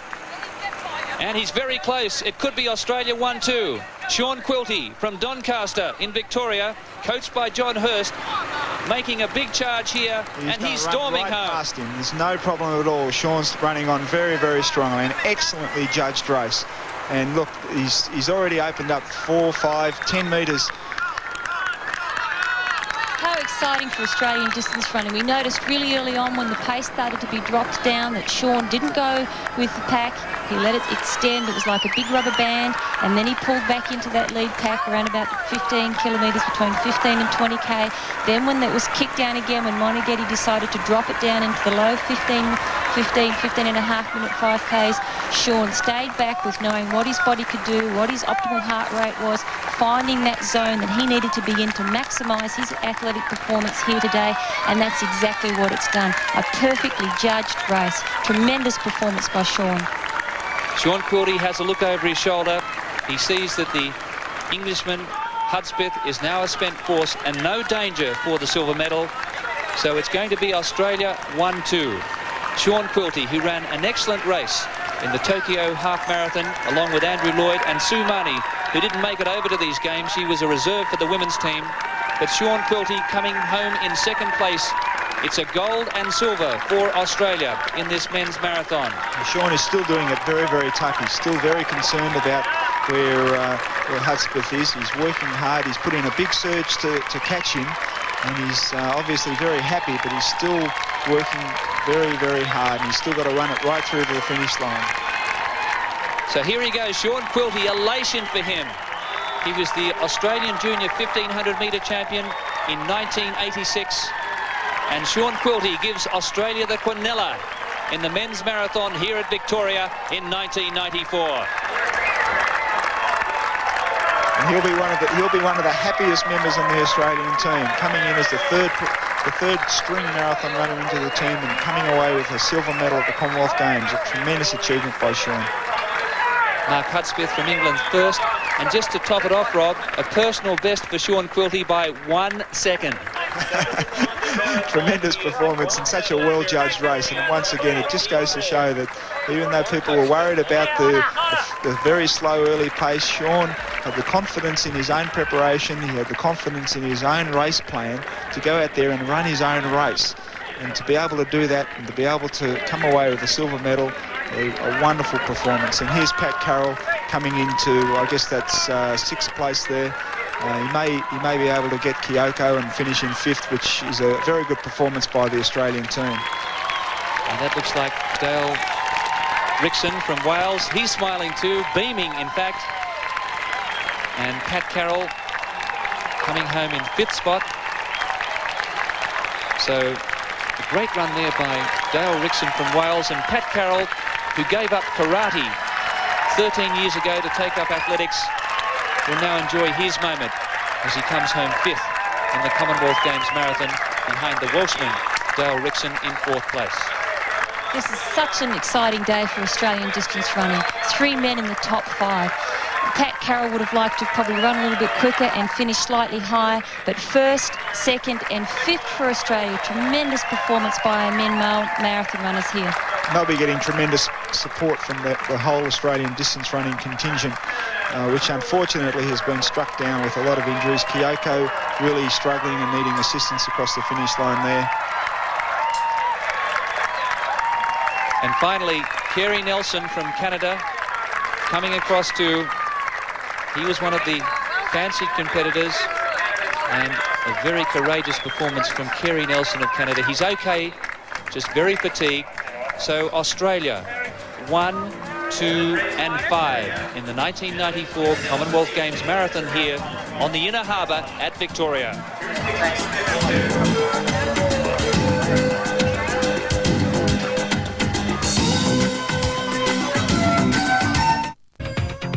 Yes, well, welcome back to the Inner Harbour here at Victoria, and we're all beaming. Galen Clues and Rob De Castella, two very excited Australian former athletes, I'll have to call you.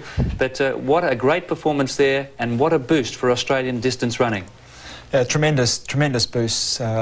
We were really a little bit concerned going into the men's marathon. We'd had a few injuries and a few disappointments over the 800s and the 1500s and the 5 and the steeplechase. A lot of our athletes have been training so well and racing so well back in Australia through our summer, but when they came over and raced in Europe, they came up a little bit sore. The marathon runners were carrying a lot of responsibility on their shoulder, and it's wonderful to see them come through, and all three of them perform so well. And Galen, Steve Moneghetti, a great champion. Oh, tremendous performance by Steve. I think it shows his persistence and his determination. I know his heart was in his shoes after he struggled into the finish in Barcelona at the last Olympics in 1992. So he really wanted this. He was prepared, he was ready, he was fit, he was healthy, and he went out there and he got it. And what about Sean Quilty in second place? Oh, very, very exciting for Australia. We thought we'd have two Australians in the top three in the medals. Sean was probably the understated athlete there because he didn't have the times that Pat Carroll and Steve Moneghetti had. Very, very smartly judged race. He didn't get caught up when they dropped the pace. He kept maintaining, stayed at his threshold, and in doing so he's come through and run his equal fastest time and taken out the silver medal. Let's go to the honour board then. Steve Moneghetti, 2:11.49. A very big margin over Australia's Sean Quilty. Sean, a personal best by 1 second. Mark Hudspith, passed by Quilty in the closing stages. Courageous run by Dale Rixon from Wales. Pat Carroll coming in at 2:16.27. Nicolas, Kioko, Carey Nelson and Colin Moore. So Australia, 1, 2 and 5 here in the men's marathon. Galen and also, Rob, just a quick final comment. Well, I think it's a tremendous way for Australia to finish the Games.